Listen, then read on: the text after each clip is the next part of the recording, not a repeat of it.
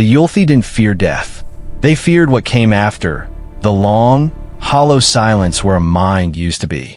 So when the humans arrived, dragging their messy emotions and their fragile bodies and their absurd insistence on touching everything, the Yulthi assumed these creatures would simply expire. Like all weak things do. They were wrong about which one of us was the predator. The first human ambassador Caltech ever met was named Miriam Chun, and she tried to shake his hand. This was, by Yulthi standards, an act of war. Caltech had spent 60 cycles studying the Galactic Directory. He'd memorized the protocols of 17 advanced species.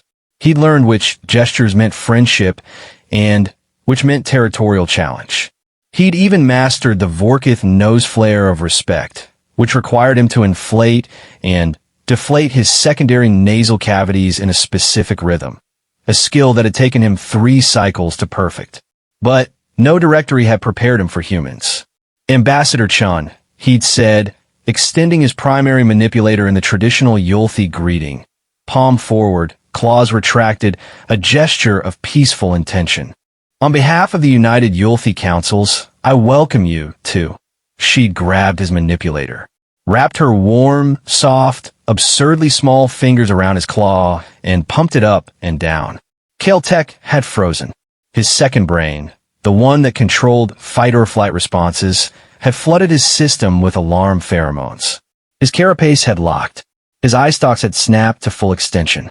"You'll have to forgive me," Miriam had said, still holding his claw. "I know the protocols say no physical contact, but I've read about your people, Ambassador. I've read everything. And I figured, if we're going to work together, we should start like humans do. With a handshake." She'd smiled. Caltech had watched her face rearrange itself, lips pulling back from teeth, eyes crinkling at the corners. And he felt something he couldn't name. Not fear, not respect, confusion. Because no species in the galaxy did this. No species opened negotiations with uninvited touch. No species smiled at a potential enemy and showed their teeth, the universal sign of aggression across 300 documented civilizations. And yet Miriam Chun had done exactly that. She'd released his claw and stepped back, still smiling. "Sorry if that was too forward. We're kind of known for that. The forwardness, I mean. And the touching, and the smiling. Honestly, we're known for a lot of things that other species find deeply uncomfortable." Caltech had retracted his eye stalks slightly, a reflexive gesture of uncertainty. "I have read the human file, Ambassador. It was concerning." Concerning how? He'd hesitated. The file had described humans as persistent predators, a classification that made no sense given their biology. They had no natural weapons. No venom, no claws worth mentioning. Their skin was soft and easily punctured. Their temperature regulation was laughably inefficient. Their lifespan was a blink. And yet they'd survived. Not just survived, thrived. They'd spread across their solar system like a plague. They'd built weapons that could crack planets. They'd fought wars that had reshaped their own genetics. The file had ended with a warning, written in red ink by the Yulthi Council's senior xenobiologist. "Do not underestimate. Do not trust. Observe from distance. I read that your species has a saying," Caltech had said carefully. "The nail that sticks up gets hammered down." Miriam had laughed, a sharp, surprising sound that had made Caltech's secondary heart skip. "That's Japanese. We have a lot of sayings.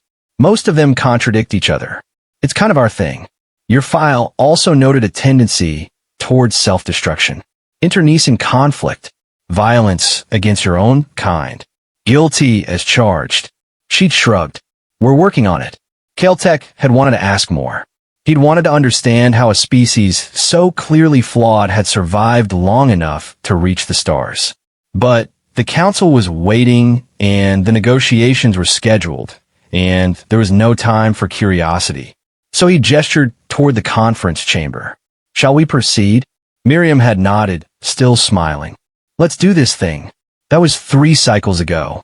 Now Caltech stood on the bridge of the Yulthi flagship Silent Witness, watching a human ship burn. The Kobayashi Maru has lost primary power, his tactical officer reported. Life support failing. Emergency beacons active. 8 human crew members confirmed aboard. Caltech's claws tightened on the railing. How long until the Kthak arrive? 11 standard minutes. Their hunting vessels are already entering the system. 11 minutes. The Yulthi fleet could reach the human ship in 4. But if they intervened, if they showed themselves to the Kthak, they would trigger an interstellar incident. The Kthak were not signatories to the Galactic Accord. They recognized no laws, no borders, no rights but their own. They hunted across the void between stars, taking what they wanted, killing what they couldn't take. And right now, they wanted the Kobayashi Maru. Council orders are clear, Caltech said, more to himself than to his crew. We do not engage the Kthak. We do not provoke them. We observe and report. Ambassador. His tactical officer's voice was tight. The humans. They will die. Caltech knew this. He'd known it from the moment the distress call came in. The Yulthi fleet had been tracking the Kthak for 3 cycles, watching them circle the galactic rim like sharks in deep water. They'd attacked 17 ships in that time, killed over 2,000 beings. Not once had the Yulthi intervened. Not once had anyone intervened. The Kthak were too powerful, too fast, too hungry. Their hunting vessels were living creatures, bioengineered nightmares that could tear through hull plating like flesh. Their warriors felt no pain, no fear, no mercy. They were the galaxy's apex predators, and everyone knew it. Everyone except the humans. Ambassador. The communications officer turned from her station, eye stalks extended in alarm.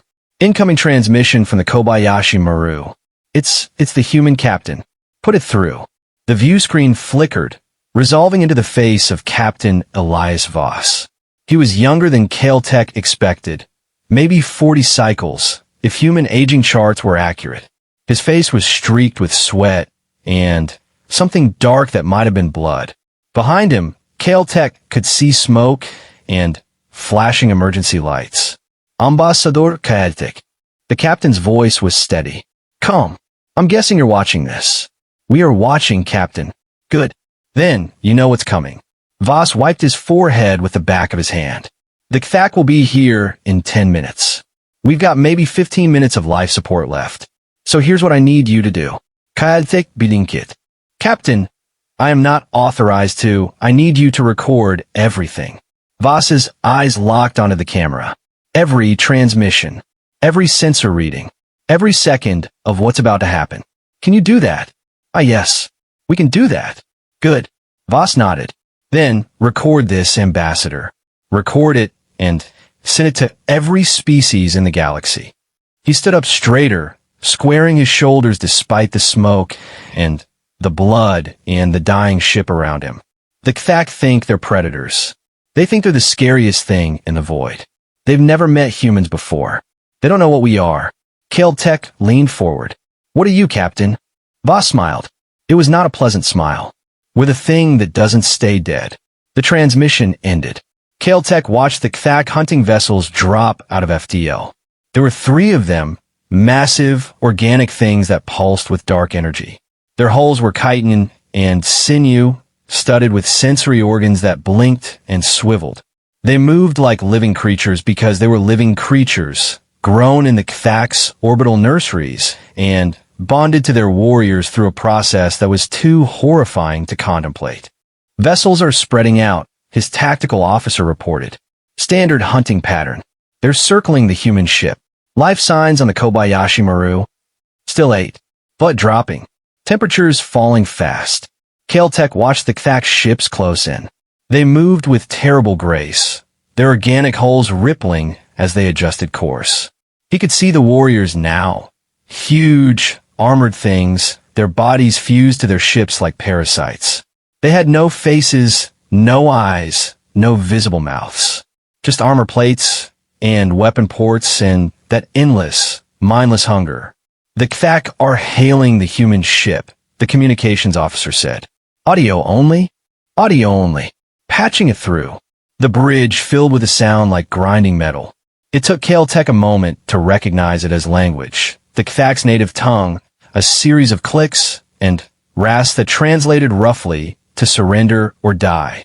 Then, Captain Voss's voice came through, clear and steady.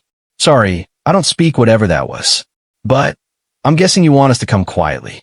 And, I'm guessing you're used to getting what you want. More grinding metal. The translation system worked over time. You are prey. Prey does not negotiate. Yeah, see, that's where you're wrong. Voss's voice was almost casual. We're not prey. We're not anything you've ever hunted before. And in about 5 minutes, you're going to understand why. Kael'tek's eye stalks contracted. Captain, what are you doing? But Voss didn't respond. The transmission channel was still open. Kael'tek could hear breathing, muffled voices, the clatter of movement, but the captain was no longer speaking to the Yulthi. He was speaking to his crew. All right, listen up. We've got 3 Kthak vessels closing in. They're going to board us. They're going to try to take us alive. That's their mistake. A pause. Remember what we talked about in training. They don't know our biology. They don't know how we fight. They think we're soft. They think we'll break. They've never fought humans before. Another pause, longer this time. So let's show them. The Kthak boarded at exactly 14:32 ship time. Kael'tek watched through the silent witness's long-range sensors as the first boarding pod attached itself to the Kobayashi Maru's hull. The organic vessel pulsed once, twice, then extruded a dozen warriors into the human ship's airlock. The warriors were beautiful in the way that all predators were beautiful, efficient, deadly, perfectly adapted to their purpose. They moved on 6 limbs, their armored bodies low to the ground. Their weapon ports were open, revealing the bioplasma cannons that could melt through steel. They entered the Kobayashi Maru, expecting to find terrified prey. They found something else. Ambassador. The tactical officer's voice was strained. I'm picking up. I don't know how to describe this. The human ship's internal sensors are showing movement. Fast movement. Multiple contacts. How many? All 8 humans. They're not hiding. They're not running. They're... The officer paused, his eye stalks twitching. They're moving toward the Kthak. Kael'tek felt his primary heart accelerate. Show me. The sensors couldn't penetrate the Kobayashi Maru's hull, but they could track life signs, the warm, pulsing signatures of living beings. Kael'tek watched as the 8 human dots moved through the ship, converging on the 12 Kthak dots. Then, the dots started blinking out. 1 Kthak warrior down, the tactical officer reported. Another. 3. 4. Are the humans firing weapons? No weapon signatures. No energy discharges. They're using their hands. Kael'tek couldn't breathe. His secondary heart had stopped entirely. Their hands.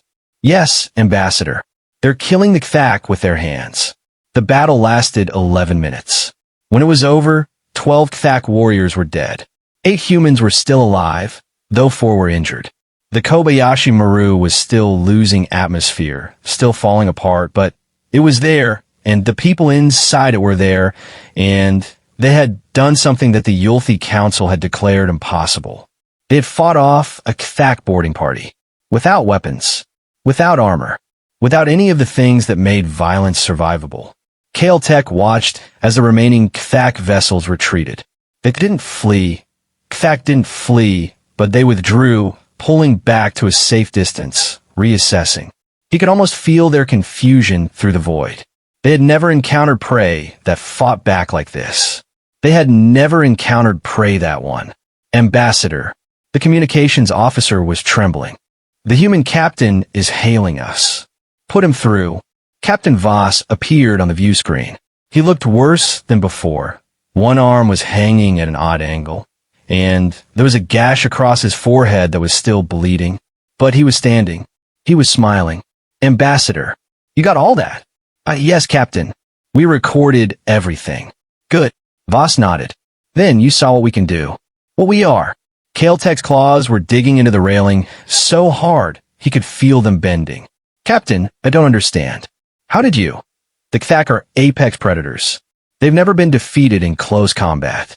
Never. How did 8 unarmed humans, unarmed? Voss laughed. Ambassador, we were never unarmed. He held up his hands, bloody, bruised, but still whole. These are the weapons. These are always the weapons. Humans have been fighting with our hands for 200,000 years. We've fought each other. We've fought animals. We've fought the weather, the ground, the planet itself. And we've won. Every single time. He lowered his hands, and his smile faded. The Kthak think they're predators because they've never met anything that wouldn't run. But we don't run, Ambassador. We never run. That's not a choice we make. It's what we are. We're the species that looks at a predator and says, not today. We're the species that gets knocked down and gets back up. We're the species that doesn't stay dead. Caltech felt something shift in his chest. Something he couldn't name. Captain, your ship is dying. Your life support is failing. We need nothing from you, Ambassador. Voss's voice was gentle. We got escape pods. We got emergency beacons. We'll be fine. But the Kthak are running. Voss smiled again, and this time there was something almost pitying in his expression. They don't know that yet. They think they're regrouping. They think they're planning their next attack. But they're running, Ambassador. They just haven't realized it. He reached toward the camera, and for a moment Caltech thought he was reaching through the screen. Send your recording to every species in the galaxy. Tell them what happened here. Tell them that the Kthak aren't the apex predators anymore. What is then? Voss's eyes met Caltech's through the void. We are. The recording spread through the galaxy like a wildfire. Within 3 standard cycles, every major species had seen it. The Vorkith, the Xylosians, the ancient, unknowable Cerebrum Collective. They watched as 8 unarmed humans tore through 12 Kthak warriors with nothing but their hands and their teeth and their terrible, beautiful stubbornness. And they were terrified. The humans are coming, the Vorkith ambassador told his council. They've already established embassies on 17 worlds. They're trading with the Xylosians. They're talking to the Cerebrum Collective. They're just one species, a council member protested. Primitive. Short-lived.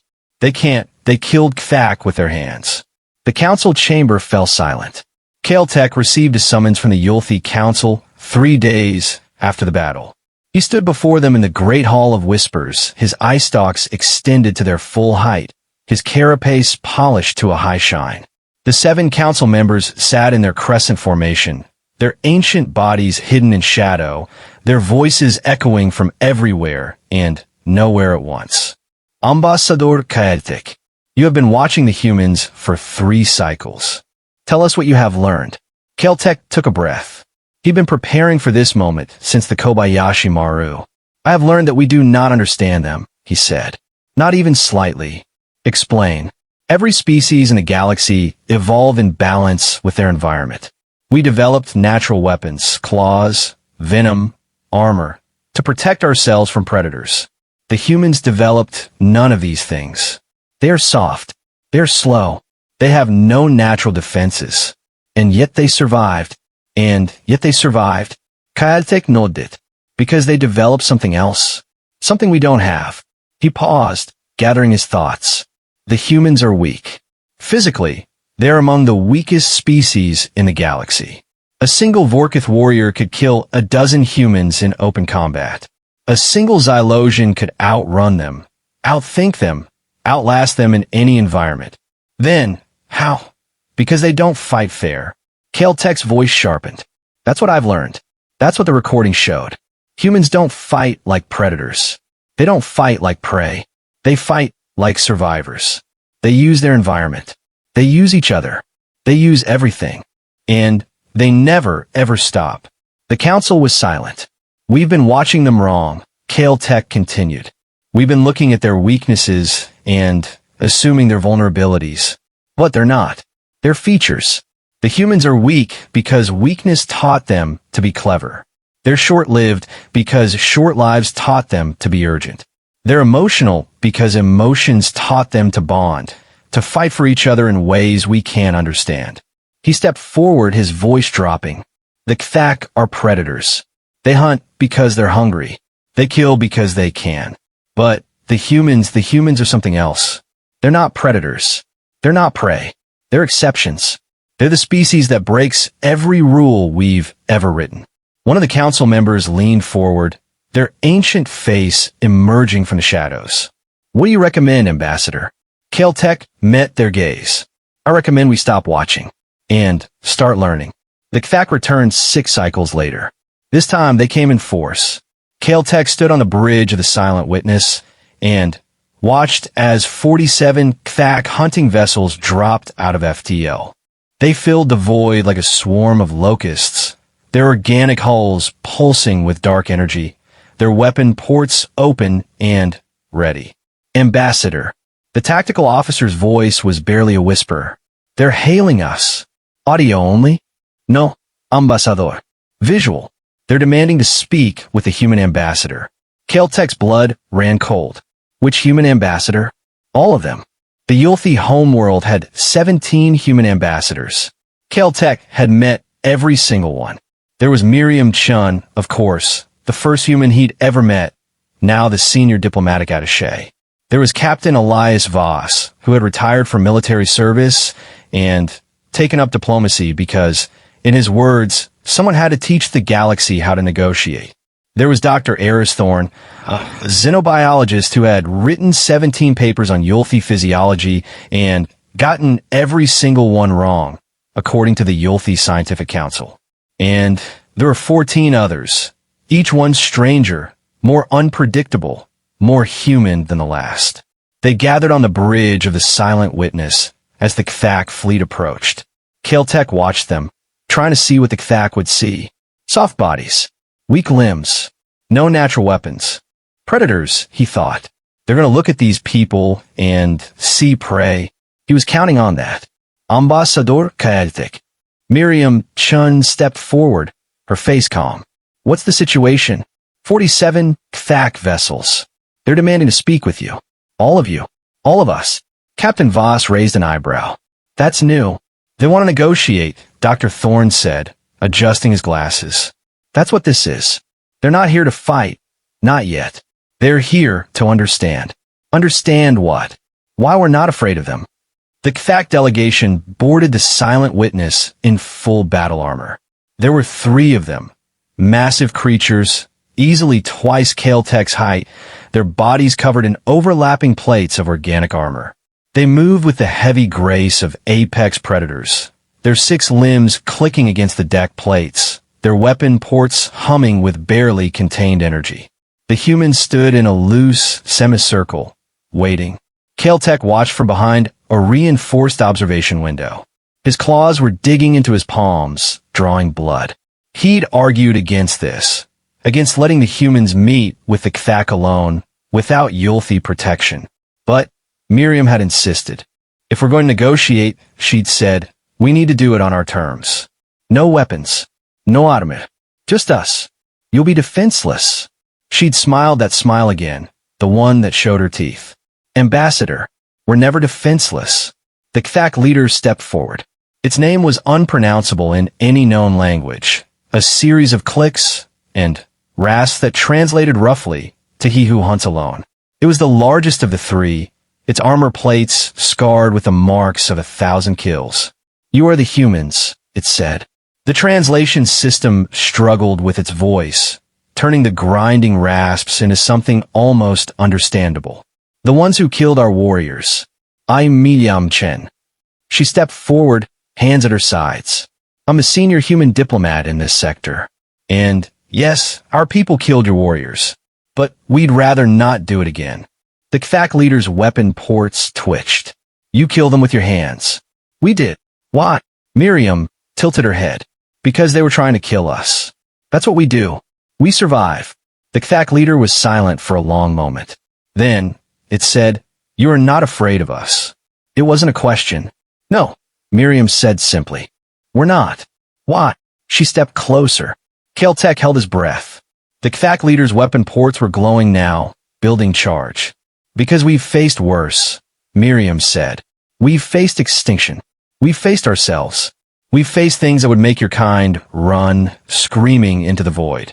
And we're still here. She stopped a meter from the Kthak leader and looked up at it. This massive, armored, weaponized creature that could kill her in an instant. You want to know why we're not afraid of you? Because you're not the scariest thing we've ever met. We are. The Kthak leader's weapon ports dimmed. Explain. We've been fighting each other for our entire existence. We've invented weapons that can crack planets. We've built bombs that can end stars. We've looked into the abyss and seen our own reflection staring back. Miriam's voice was soft. You hunt because you're hungry. You kill because you can. But we kill because we're afraid. Of each other. Of ourselves. Of what we might become.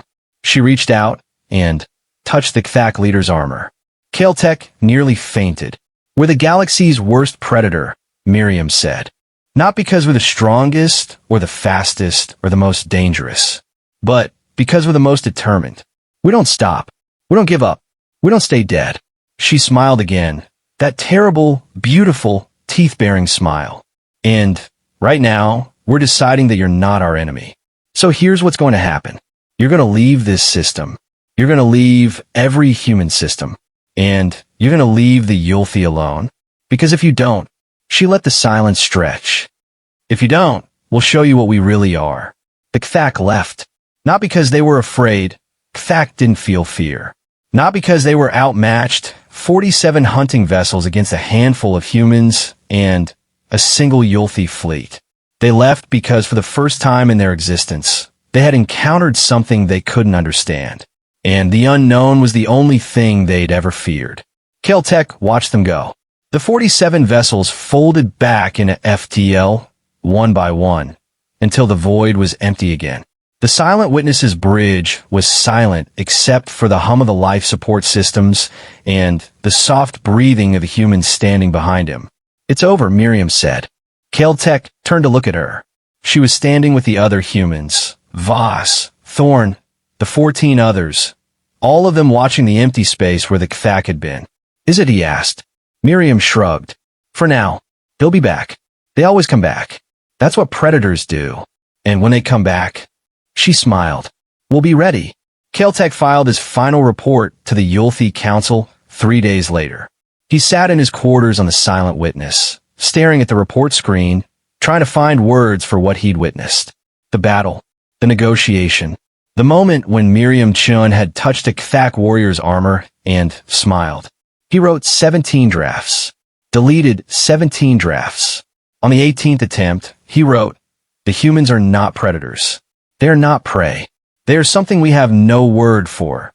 A species that has weaponized its own weakness, turned its fragility into a strength, made its desperation into a virtue. We have spent 3 cycles watching them, trying to understand them. We have failed, not because they are incomprehensible, but because we have been asking the wrong questions. We asked, how did such a weak species survive? We should have asked, what made them so strong? The answer is simple. It is also terrifying. They love each other, not in the way we understand love, as attachment, as obligation, as evolutionary necessity. They love each other the way a fire loves oxygen, the way a star loves gravity, the way a planet loves its orbit, inevitably, necessarily, without question. That love is their weapon. It is why they fought the Kthak with their hands. It is why they touched a predator's armor and smiled. It is why they will never, ever stop. The galaxy has met its match, and its name is humanity. Caltech sent the report. Then he walked to the observation deck and looked out at the stars. Somewhere out there, the humans were building, growing, spreading across the void like the persistent, impossible things they were. The Kthak would come back. Other predators would come. The galaxy would throw its worst at humanity, again and again, expecting them to break. They wouldn't. Caltech understood that now. He understood that the humans weren't the galaxy's worst predator because they killed the most or hunted the best. They were the worst predator because they endured, because they got back up, because they looked at the void and the darkness and the endless, hungry things that lived there and smiled. Ambassador. Caltech turned. Miriam Chun stood in the doorway, her hands in her pockets, her face lit by the starlight. You're thinking deep thoughts, she said. I'm trying to understand your species. Good luck with that. She walked over to stand beside him, looking out at the stars. We don't even understand ourselves. Then, how do you survive?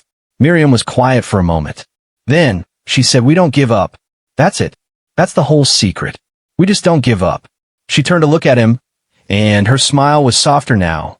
Less teeth, more warmth. "Thanks for recording everything, by the way. For sending out. For believing in us." "I didn't believe in you," Caltech said honestly. "I believed in the data.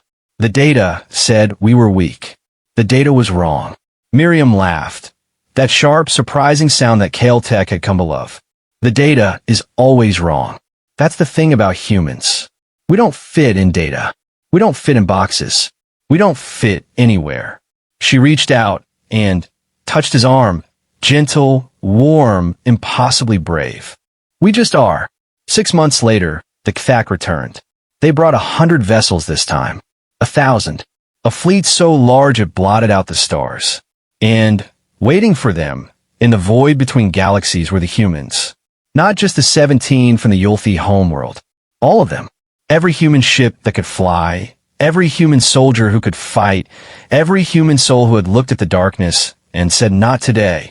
They stood in the void with their fragile ships and their soft bodies and their terrible, beautiful determination.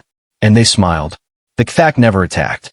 They took one look at the human fleet, at the sheer impossible mass of it, at the way the ships moved in formation, at the way the humans waited without fear, and they turned around. They left, and they never came back. Caltech stood on the bridge of the Silent Witness and watched them go. Beside him, Miriam Chun was crying. He didn't understand why at first. The humans had won. The Kthak were retreating. The galaxy was safe. "Why are you crying?" he asked. Miriam wiped her eyes with the back of her hand. "Because we didn't have to fight. Isn't that good? It's the best." She smiled through her tears. "We've been fighting our whole existence. Fighting each other. Fighting the world. Fighting ourselves. And now we don't have to." She looked out at the retreating Kthak fleet. "We finally found something worth protecting. Something worth being better for." Caltech didn't understand. Not really. He was Yulthi. He didn't cry. He didn't love the way humans loved. He didn't fight the way humans fought. But he understood this. The galaxy had underestimated humanity.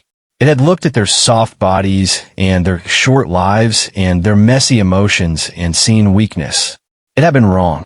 And now, for the first time in galactic history, the void was safe. Not because the predators were gone, but because something worse had come to protect it. The Yulthi Council declared humanity a protected species 3 cycles later. Not because they needed protection, because the galaxy needed protection from them. Caltech attended the ceremony.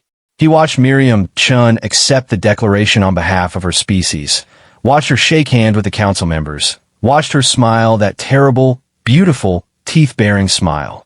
Afterward, she found him in the observation deck. "Ambassador, Ambassador." They stood in silence for a moment, looking out at the stars. "Do you understand us now?" Miriam asked.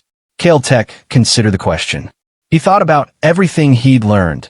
About human endurance, human love, human stubbornness. He thought about the way they'd fought the Kthak with their hands. The way they'd touched a predator's armor and smiled. The way they'd stood in the void and refused to run. "No," he said finally. "I don't think I ever will." Miriam nodded. Good, good. That means we're still surprising you." She turned to look at him, and her eyes were bright with starlight. "The moment you understand us, Ambassador, that's the moment we stop being human." She reached out and touched his arm, gentle, warm, impossibly brave. "Stay surprised. Stay curious. Stay a little bit afraid." "Why?" "Because that's how you survive." She smiled. "That's how we survived." She walked away, leaving Caltech alone with the stars. And for the first time in his long, careful Yulthi life, he understood what it meant to be human. Not to be strong, not to be brave, not to be the galaxy's worst predator. To be alive, to be present, to be here, in this moment, looking out at the stars and feeling something too big for words. He didn't cry. He was Yulthi. But if he had been human, he would have. The galaxy learned to fear humanity that day. Not because we were cruel. Not because we were powerful. Not because we were anything special, really. We were just a species that wouldn't stop. And in a galaxy full of predators, that made us the most dangerous thing of all.